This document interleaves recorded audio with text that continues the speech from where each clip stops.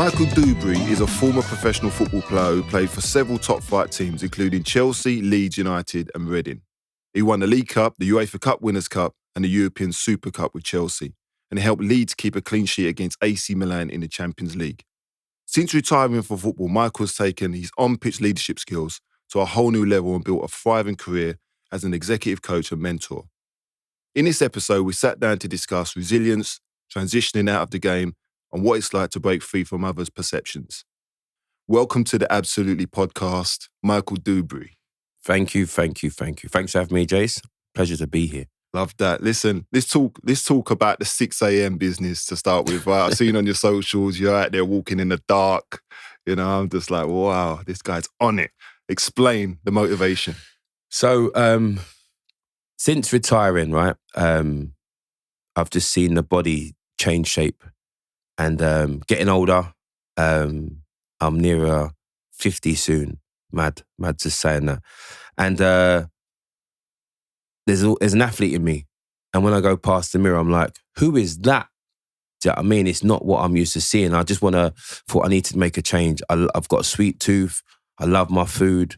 I'm not a massive heavy drinker, but I think it's the food. And I just need to make some changes. And I've started for many years. And I just needed to make some consistent changes because everything about me is competitive. I talk about the elite mindset and that's me. But the one thing in discipline that I don't have is the self-discipline in myself. And I remember this, I went back to this story about Gandhi. And so Gandhi was there and his mum brought her son there and he said, can you help my son? He's eating this sugar. He won't stop. Can you help him? Please, Gandhi, I know you're a man of wisdom. And he looked at the kid. She said to him, come back in 2 weeks. She was a bit bemused, like, you're the man supposed to help. And he brought back in 2 weeks. And then Gandhi gave him some words of wisdom. And she looked at him and said, why did you not help him 2 weeks ago? And he said, well, I had to stop myself. I had to do it myself before I can give advice of others. And I took that myself. I talk about people being the best version of themselves. I'm talking to adults, the corporate world, schoolboys, academy, being the best version of themselves. And I wasn't the best version of myself. So if I'm standing on the stage, I want to be the best version of myself, at least trying to be. So I made a conscious effort last year after my birthday, start making some sacrifices, being disciplined and getting some consistency. And the only time really I could really get to the gym in a consistent time was 6 a.m. It killed me, don't get me wrong, it kills. And, it was like when it was freezing cold, there was snow, defrosting the car. But now it's habit. Now it's like, it's not a problem. I get there and I'm not so dead at 2 o'clock after. So that's the story behind the 6 a.m. crew. And just, and I wasn't even the person that used to post selfie videos. Like I found it awkward. But it's part of it now and I get used to doing it and I get people responding and saying, lots brilliant. Lots of people can relate to that. Yeah, and it's like, so now it's habit, it's not a problem. I've done it in the dark, done it in the cold, so come summertime, I'll be blessed. So the 6 a.m. crew is get there, get up, back home for the school run, and it's helping. It's not a diet, it's a lifestyle change, it's a journey. My thing was, when I'm standing on stage, to look like a former athlete, to when someone asks, are you the best version of yourself? You're the best. I can say, you know what? Either yes or I'm trying to be, which 18 months ago, I'd have blatantly said no. So that's the 6 a.m. crew story. Listen, it's a good story. It's mindset. I can relate. My kids ask me to this day if it's raining or it's cold outside and I'm out there on my bike or I'm running, like, why? Yeah. Why? Because for me, my mental health, my well-being during the pandemic, being stuck indoors, just got to get out, man. Got to keep it moving, You got to keep it moving. Can't be sitting there. Can't stagnate. I agree. I mean, for like mental health and like my mind, it's like it's a big thing. And I'm not wasn't fragile, but it's just something for me. Getting in there, feeling like an athlete again, in the gym, just getting there. A little piece of yourself as well, and we all need a little piece for ourselves, and it's helped me a lot. It sets you up for the day. I mean, 6 a.m. is a bit early for me. I'm not going to lie, but good for you. The thing, I read a book called Eat That Frog. And someone said, read the book, Eat That Frog. And I was like, Eat That Frog. And the the saying is, eat that frog means that you do the worst bit the hardest bit of your day first, and everything after that is easy. Okay. So once I've gone to the gym, everything after that is all right. And when I've tried to do the late night gym at 10, but then after I've had dinner, I'm like, well, there's a movie come on. I'll be talking to myself saying, we'll do it tomorrow. We'll start tomorrow. So 6 a.m, it's done, dusted. Everything after that is all right. No, it makes perfect sense to me. So from playing, obviously transitioning to being a post player, where did the idea or the concept come from to be an executive coach and to go into mentoring? So when I finished football, as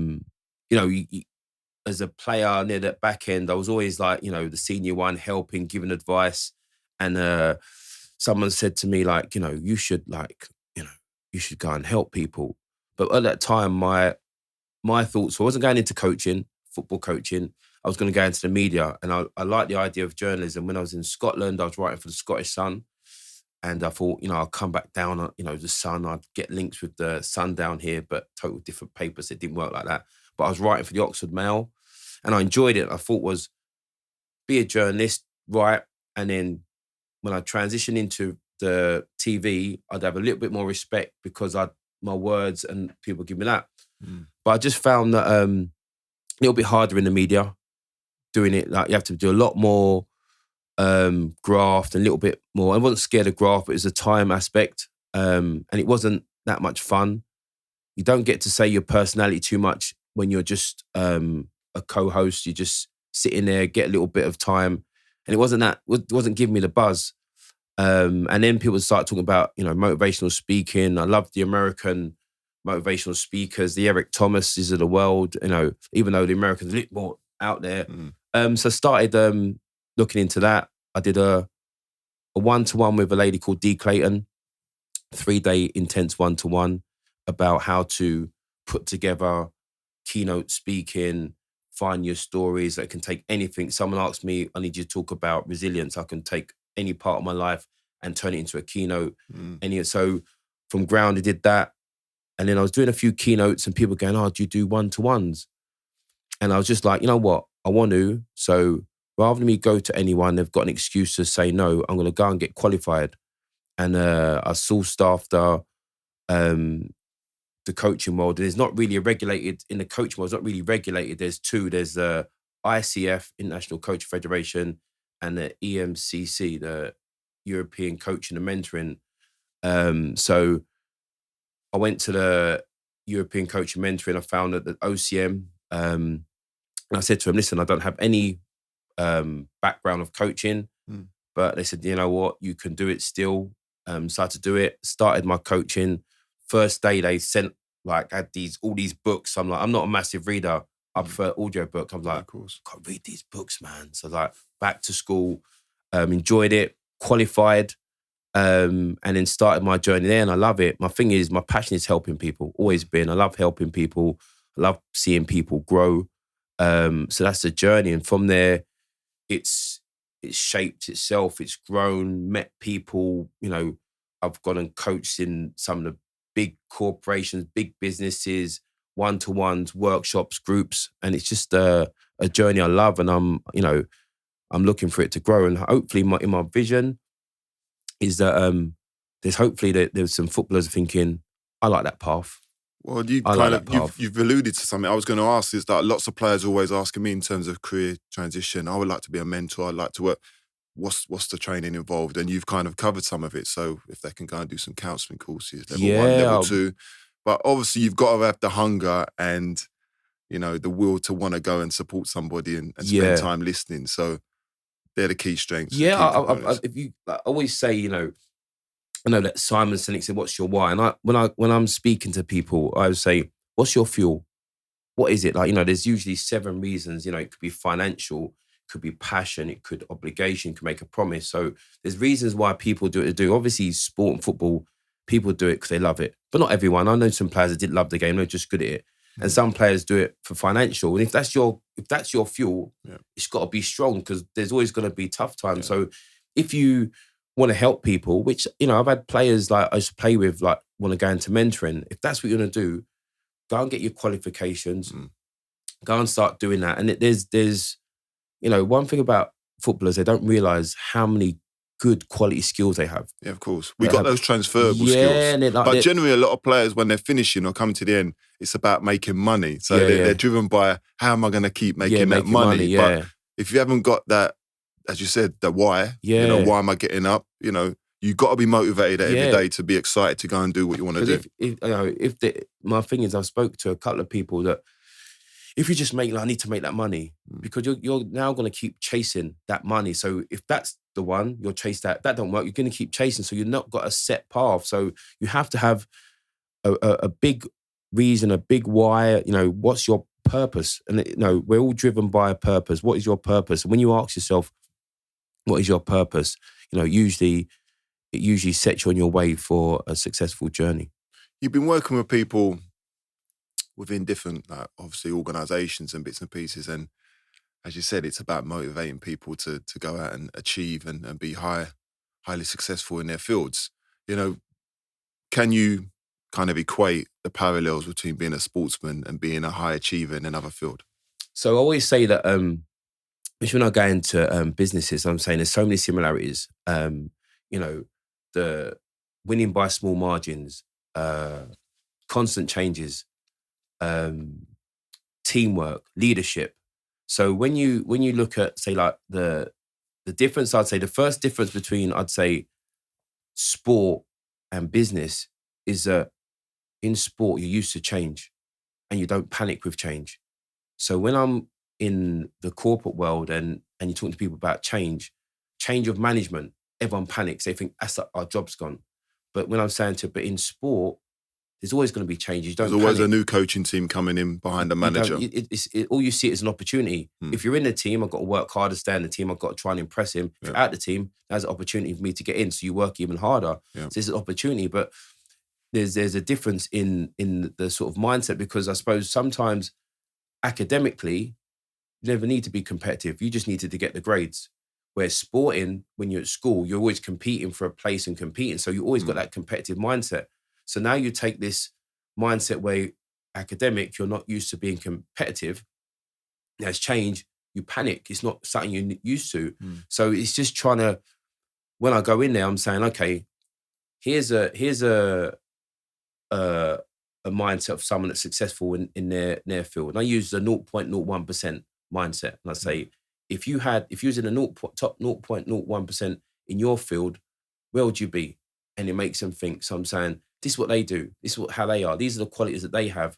So I'm just saying to them, if you implement some of that to you, it might work. Not salesy. I'm not saying better do it. It might work. So I always, I would say 7 and 2 is 9, but so is 5 and 4.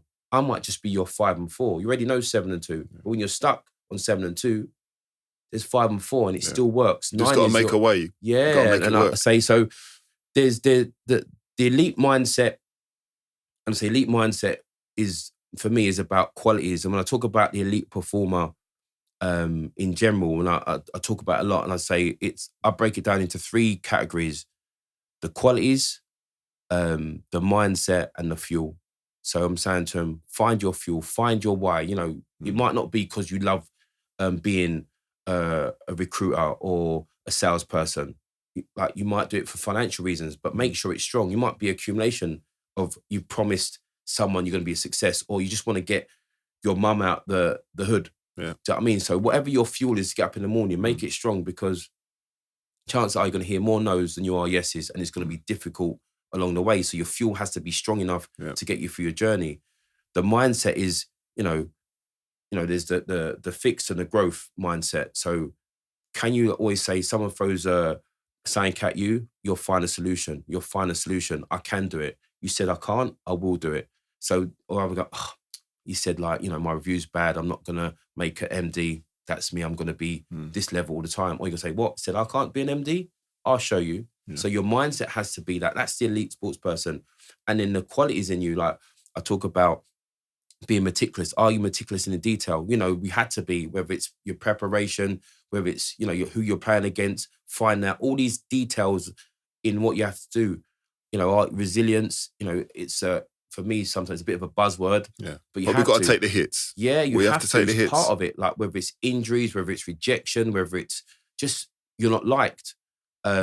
determination, dedication, discipline. And, people say discipline. The 3Ds, a lot of coaches like the 3Ds, but they work. It works, but it's like when you talk about discipline in the business world, I'm saying, okay, discipline. You've got a big meeting the night before. Are you going to go out for a curry that might mess up your stomach, that you might not make the thing? Are you going to be like, I'm going in, I've done all my stuff, I'm going to get in early, prepare the room. What are you doing? Be ready. And I always talk about the alter ego. Now, I even go alter ego, like everyone associates alter ego with your Bruce Wayne and your Batman or your David Banner and Hulk. But as players, you had the alter ego. Yeah. Not the same person. I wasn't the same frowning, schooling person I was on the pitch where I'm at home. Yeah. Do you know what I mean? You have to have this alter ego. It's the person you need to get the job done. And you find a way where it switches, whether it be the transition from home to the game. Obviously there's triggers. Superman used to go in a little spinny hotel revolving doors, come out. Do you know what I mean? What's where you start being that person and that you need to get the thing done? If you're a woman, a nice hello to kids and licking the chops. And when you get into the office, you have to be demanding or whoever. So there's all them sort of things I talk about and that you can add to yourself to be the elite performer in what you do. You've talked about people's beliefs that they feel that they can't learn from a footballer. Do you think players are pigeonholed? So when you turn up and you're speaking to these people in a different sector, do you think they're expecting something different? Yeah, I believe like the perception, I always say their perception isn't my reality. Like perception of, and the hurdle I think I struggled with at the beginning was if you're an Olympian, rugby player, there's this perception of like you can offer a lot, you've got a great story. What are you going to learn from a footballer? What are you going to learn? Because the footballer is this laddish, boyish, arrogant guy, earns lots of money and just plays football. Sounds so simple. What are you going to learn? And when you break it down, I'm saying, well, this kid, you see him at 18, but I tell you what, he's been sacrificing since he was 9. Yeah. Do you know what I mean? What sacrifice have you made? If someone said to you, give up your wine, you're going out for the next 9 years with no guarantee of success, are you willing to do that? First thing people do, they want to negotiate. Well, what if, do you know what I mean? So we have so many transferable skills. And that's, my thing is to change the perception. And the best thing for me sometimes when I've got the middle-aged woman that doesn't know football, doesn't know me, doesn't know my story, that sat and heard a bit of my journey, my story, and realised, wow, and they can learn from and wants to know more. And that's my thing, is just changing perception. And there is an uphill battle. Footballers, for whatever reasons, right or wrong, that get this image. People are gonna hate. Yeah. People are always gonna hate on anyone that's successful, but it's understanding the sacrifices. I was teetotal when I played, and when people hear me say I didn't even know that till you said that. Yeah, very rarely it would have to be a real special occasion for me to have a drink. But I'd have a night out. I'd be with the boys. Yeah, I'd still go out, come in late, but I felt better the next day. And come Monday, I was training 100%. It must be difficult because he'd be like, have one, Jace, have one. Come on. Nah, don't need it. And when I saw the way their bodies reacted on a Monday, Tuesday, when we first came up, that culture was we going to the pub after. Nah, I was always able to perform and train. And I believe that's one of the reasons why I played for a long time. Played till I was 38. Well, played till I was 41. Played in the league till I was 38. I just made those sacrifices. For me, it wasn't a sacrifices, I've got kids, there's things I want to achieve, I want to do. Let me just do that. And so when we speak to young players and they ask, well, how did you stay in the game for so long? They're one of the simple things for me. Well, I cut out the booze for a start. Yeah. That was a process for me. Yeah. And it's for me as well, it just shows like strong, like, because it's very easy to do things you don't want to do in that, with a lot of strong personalities telling you, especially when you're a young lad, senior players, look, and then you're being outed because you don't. I used to get it, yeah. And when I first started, when I left Charlton and went to Lincoln, I remember, and great lads, loved them, still speak to these boys today, but the bonding sessions, we're going out, like Christmas do, longest days of my life, like, at Christmas do is you finish training or whatever, you're at all day and probably to the next day. So generally I'd be like, it's going to be a long, boring day for me. I'd just meet them later on in the evening, knowing that by the time I catch up with them, we're all going to be Yeah, smashed yeah, anyway. yeah. That's the thing. That's what makes it longer, because you're around these people and you're seeing them change, change, and they're like loudish. And everyone reacts different to alcohol, you know. And people's, you know, and it's sometimes you're like, I've got to be out here. Yeah, yeah, it's a mess. Let's be honest. Yeah. Okay, so you know, with the people that you're working with now, obviously not predominantly being involved in football, you know, different sectors. Have you encountered any classism? No, I wouldn't. I wouldn't say I had. To be fair, I wouldn't say I had. Like, so far, touch wood, no, I haven't. I mean, maybe they're the ones I don't get the yeses to. Do you know what I mean? So, but no, I wouldn't say I've had that experience just as yet. Maybe it's to come. But no, maybe that happens when I don't get the work. And I believe what I offer is so new, innovative, different. But I think, you know, different always scares people. Yeah, of course. All right, well, it was well answered, but at least, listen, we're a similar age, so, you know, we came up, played the game. You know, we both played in London, we both played up north. Yeah. You know, talk to me about, have you suffered any racism? Have you had to deal with any discrimination throughout your career? So my first, I wish I was sorry. My first experience of racism, right, was I was 9, and it was like my local boys club, Enfield Rangers, like, and we was playing our rivals, and one of the players that was our captain the year before had joined the other team. It was like, you know, like the summer fate of, like, you know, like the summer 5-a-side tournaments, like 7-a-side, you're in the pitches, smell the hot dog vans everywhere. Everybody's there. Yeah, everyone's there. So I went, my mum didn't go, I went with one of my teammates who's playing our local rivals, might have been a quarterfinal, big game, and was playing. And obviously back then I was big, and I was, as a player at them ages, like 9, I was big, raw, wasn't skillful, just big and raw, to be fair.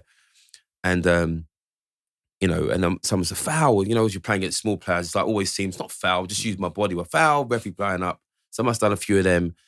And I remember like one of the mums who was cheering me the year before must have said like, must have been like the black B word, right? And I'm like, that cut.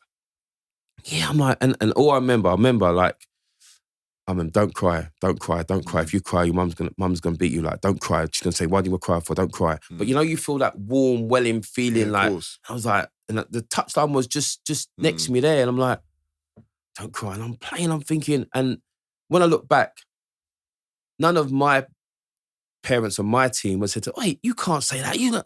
It was just nothing. Like, it was like, maybe it was just like the acceptable, like, I just remember, don't cry. So that was my first experience of it. And I'm thinking, when people talk resilience, I'm like, well, there's the start. When talk like, there's the start. There's my start of being resilient, because I'm thinking, you're not going to break me. You're not going to cry. I'm not going to cry. I'm not going to let you make me cry, because if I let you make me cry, my mum's going to get you mad. So I'm not crying. Playing professionally, I suffered it once. We did a tour.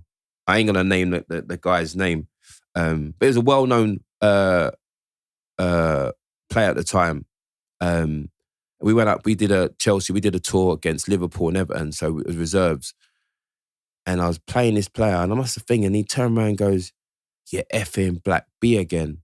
I'm like, "Rah, this brother." Like, I used to like thinking he was playing in reserves, but like first team player for the team was Liverpool. I'm like, "Rah," and I'm like. And it was me and my mate at the time, Zeke Rowe, and he was like, and we're like, next time he gets, we're gonna like rock him up, like, and like thinking like, wow. And the only other time I think I suffered it was we played in Europe, Chelsea, and I think I was sub in one European games, early games at 18, like Czech Republic, and then a monkey chance when I was warming up. But as a player, no. Never got it from another player. I never got it from fans. And listen, I thank the Paul Cannavilles, the Luther Blissets, all those players that let me play with the freedom of the only colour to worry about was the other shirt. So I didn't really encounter it. I see it coming back a lot more, but I think that's because social media has given people belief that they can say what they want. Yeah. Back when we was playing, it wasn't so rife. You had to, everything was said on the field, and like no one said it then, but I didn't suffer too much from oppositions. But tell a lie. So going into football, so 13, 14, 15, so as a schoolboy, there was comments like Maltese ahead, your little, like your, what's it, Jim Chalky and all them sort of comments. 'Cause it was on Saturday. Jim Davison. Yeah, that's every Saturday my man was making jokes. So them things like, it was acceptable. Yeah. You know, it was acceptable to make them jokes about the young lad, and the senior pros make, oh yeah, Maltese. Like, I'm like, rah. And in the days, like, you're thinking, hey, if you was on the high road, man, I swear, like, yeah, like, but then you're thinking, I can't say nothing because you hear the story of, in this environment, he got kicked out because he had a chip on his shoulder. So you just bite your lip. My thing was always said to people, well, when I make it, I'm going to make you change how you speak to me. I'll make it and change it. And all them players did. All them players did. Like, there's players that they think I forget. I see them now. They think I forget how they used to talk. Yeah. Do you know what I mean? But they have to talk to me different. They think I forget. Language. Like coaches as well. Like back in the thing, I remember how they used to speak. They see how I forget, like they're clean and they're changed. No. The thing is, a lot of them forget. Yeah. A lot of these people, right, as you said, you don't forget. But I've spoken to people over the years and thought, is this guy okay? Because I see you. Yeah. Do you know what I mean? It's like trying to talk to me like that never happened before. Yeah. A clean slate. But yeah, I know we have to move on. We have to forgive, which is what we have to do as black people. Yeah. You generally have to say to people, look, you know, forgive and forget and move on. Forgive, but not forget. Yeah, I don't, yeah. But yeah, it's like, you know, we talk about doing the work. This is why I'm so keen to continue to try and tackle discrimination, in particular racism, and explain to people. I always found it difficult as a player not being on the pitch. So if I was sub, I hated it, man, because I could just hear everything. I wasn't in a good frame of mind anyway. Do you know what I mean? I'm on the bench. You know, I don't want to be warming up and running the gauntlet. And sometimes the manager would say, go and warm up. Depending on where we was, I'd be like, I don't really want to warm up, you know. Yeah. And they wouldn't get it. It's like, come on, man. Yeah. You know, you got to spell it out to people. First half, when I'm looking to come on, like, I'm going to say to a couple of, like, used to be the physio, go and warm up. And I'm like, going, no, I'm not warming up, man. Because you're not expected to go on first half. But we all know now, you have to, like, I've been a coach and I've managed as well, that players have to be warming up every 10, 15 minutes and proper warm-ups. Go out there. But we was doing it for a fear factor, do you know what I mean? There was a reason why I didn't want to leave the dugout and go down that bottom end. I went to, I think the worst one was Cardiff. Went to Cardiff and their old stadium, and some of the Ninian Park. Yeah, bro. Yeah. Was Blakey playing? Obviously, he was with you at Chelsea, right? And then he ended up playing. No, I missed him at Chelsea, but I was with him at Stoke. With him at Stoke. He was a centre half to start with, you know, Blakey. Was he?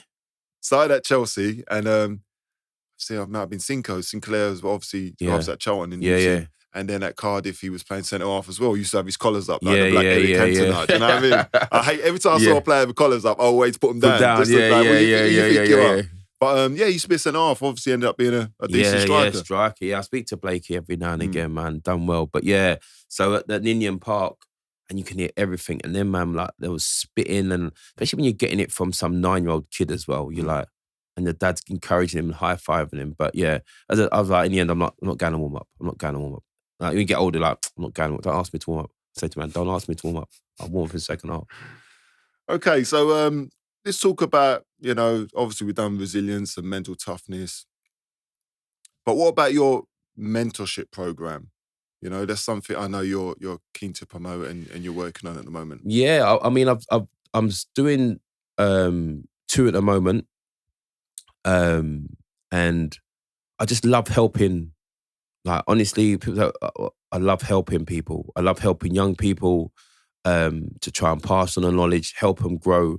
I think a lot of young people need guidance, but at the same time, they need to make their own mistakes to learn. And I think, my thing is to help put them in the right position to make their mistakes without too much damage. So I'm doing 2 mentoring programs at the moment. But I'm always keen just to help more, encourage more. And it's just finding people that want to buy into someone coming along and helping. Like we say, like as a player, there's so many transferable skills, and I believe I can help them a lot with the qualities I have. And not only just as a player, but just life skills, my background in life and what I see, grounded as well. Um, there's so much, and when I'm speaking, I'm not salesy. So when I'm speaking to people, I'm saying, this is why it's good. But then, you take it or leave it. But I'm not going to say, if you don't do it, you're going to be the worst. But if you don't do it, you must be in the same place. And we all know in this world, standing still is going backwards, because the world's forever moving forward. So, I work with, one of the ones I work with now, I work with 5 young boys. And once a month, we get together in a group scenario, and just chat and go over what they've been doing in the month. And then once a month, I have like one-to-ones with them as well. In the beginning, we establish their goals, what they want from like the 12 months of what they want to do, and just help them in that sense. If there's people I can connect them with, people they do. But the first thing they have to be is accountable. Them skills of like, you need to be responsible, be accountable, and have your own drive. So I'm going to give you the tools, but you actually have to use them. I'm not going to do any of this for you. So I love doing it.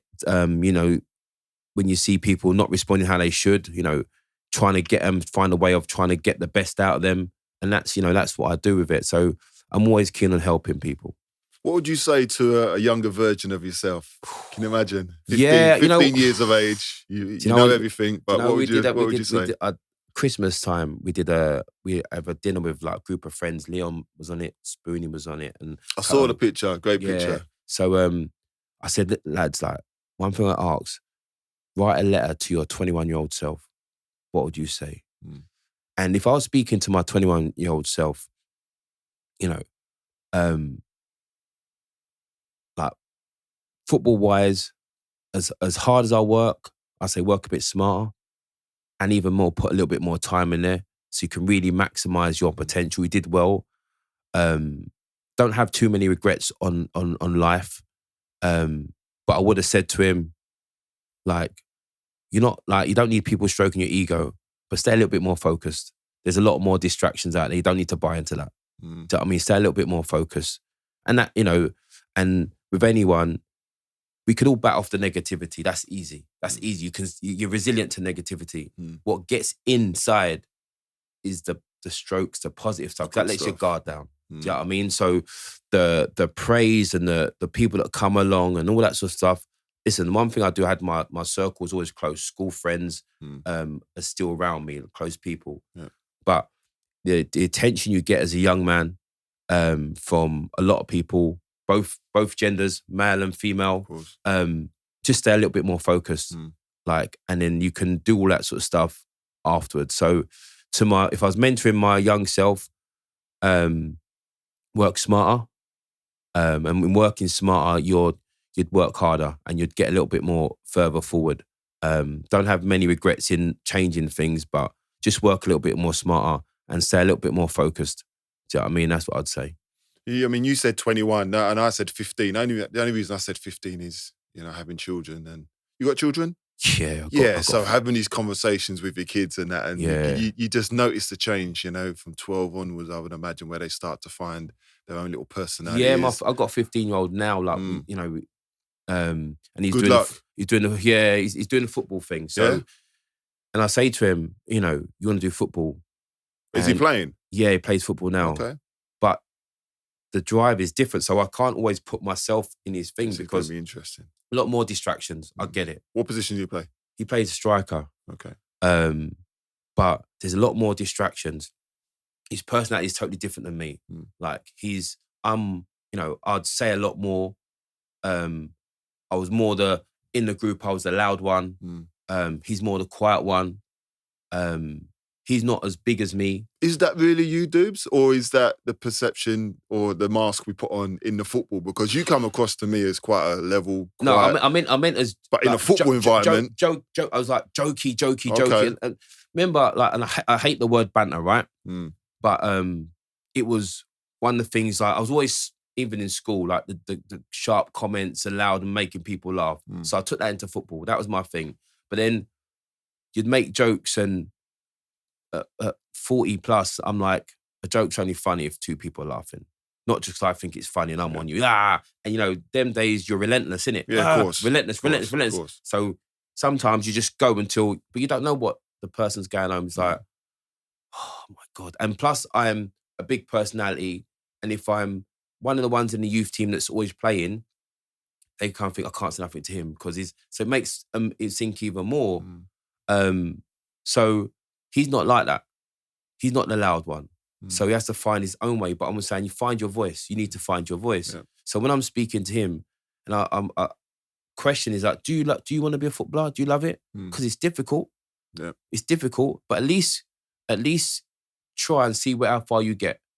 Do you know what I mean? But again, to use the analogy, if you say to some of these kids, all right, you want to be a swan, yeah, that's a Premier League player. We're going to be an ugly duckling, and there's no guarantee you're going to turn into a swan, and we don't know how long you're going to be that black ugly duckling for. You're going to go for it.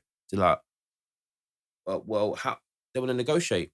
Yeah, if that's what you're going to do. You're going to go, I'm going to go for it. At least I don't make it. It's because I might turn into something else, but I might not get to a swan. They're going to negotiate. They're like, what? That? I've got to be that. I want to just be that. Yeah. No, there's a process. Yeah. You got to be that first, and there's no guarantee you're going to be that. And everyone wants to be that. So when I look at him and say, do you want to be a footballer? Do you want to? Because you've got more around you, you've got more resources. You want to be a top footballer, man. I'm saying to you, I think it's easier now. You can watch, some guy has spent 3 hours creating a 20-minute video to watch the highlights of Messi's dribbling. There's a lot of analysis now. There's so much you can do. Some kids are showing you technique, this and that. You can go and watch and this and that. So there's so much more. I think they're overanalyzed now. I'm not going to lie. Yeah. I think we look at so much detail on somebody. But for them, we've alleviated any excuses. There's someone that show you the technique. Remember before, your striking technique. You have to go in the park and watch and just do it. And if it worked on the game, I'll take that. But now you've got someone saying and slowing it down and showing you the part of the foot you can use, showing this and that, so you can go and get your striking technique. You can go and watch the runs. Like, you had to watch a game to watch the runs, and there was no pause. And there was like, if you missed it, you missed it. Do you know what I mean? So there's so much that a kid can watch and learn and then go and do. So is he big like you? Is he no, tall? he's kind of small. He's not big. So he's not quick. Big. He's not lightning quick. So what's his strengths?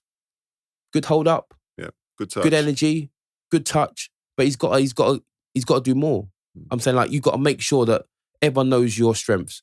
It's this and that. I said, like, he's got to make up for it then if he's lacking pace or power. Or be whatever, energy. Like move these defenders around. Defenders don't like to run and move. And it can be done. So I'm sure you've shown him examples of players who lacked pace and power, but they're still incredible players. I say to him all the time, to players, I say to him, your body shape matches Aguero.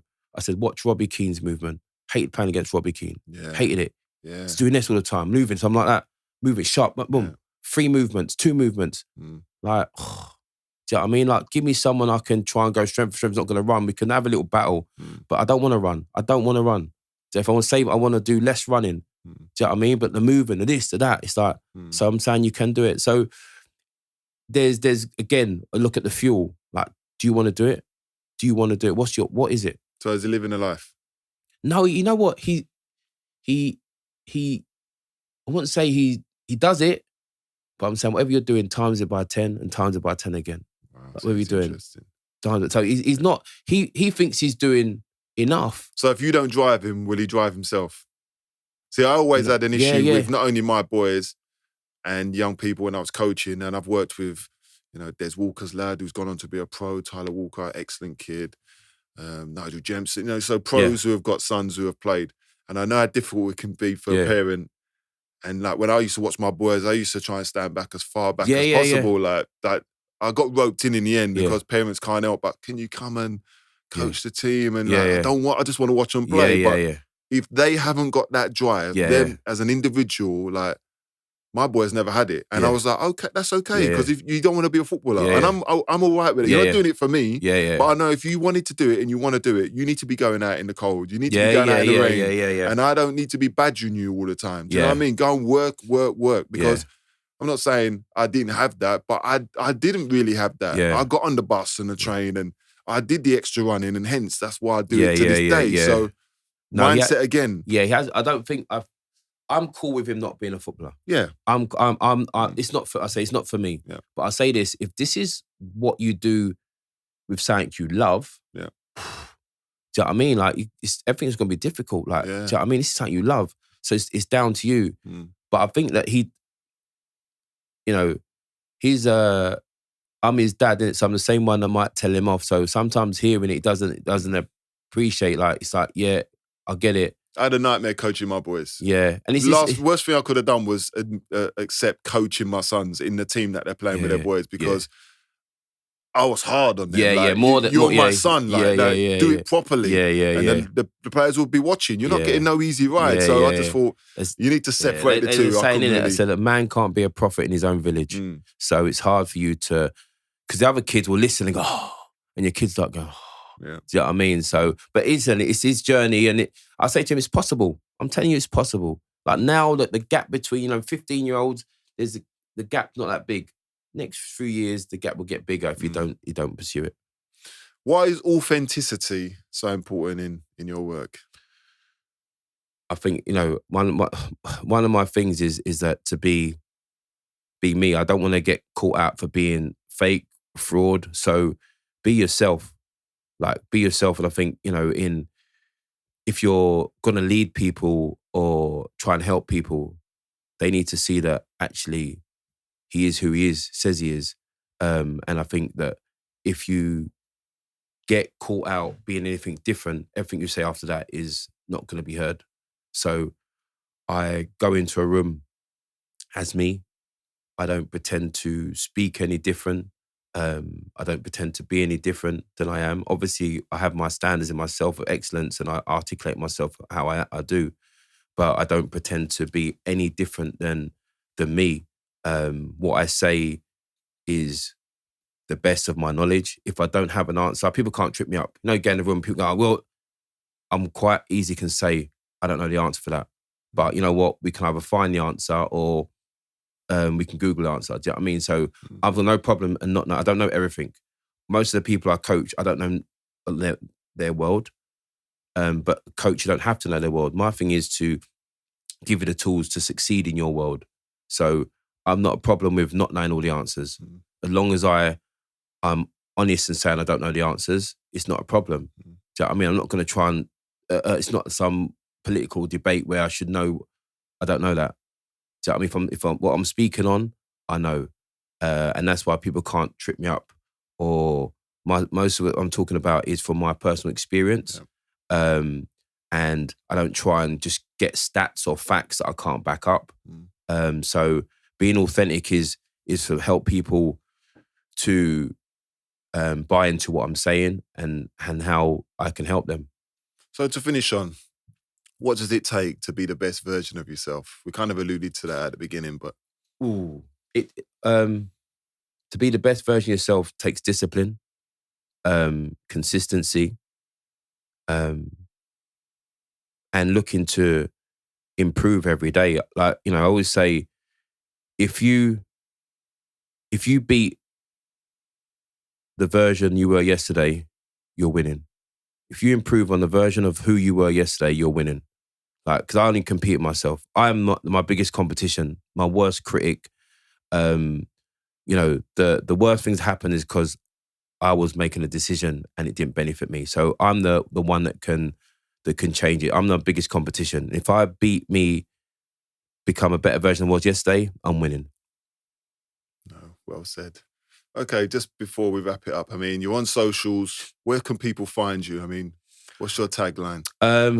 They can find me on Michael Duberry, Made Leaders, www.madeleaders.co.uk is my coaching company, or Michael Duberry on Instagram, original_Dubes on Twitter. But They're the main ones. But yeah, hit me up. And yeah, I'm here, always available.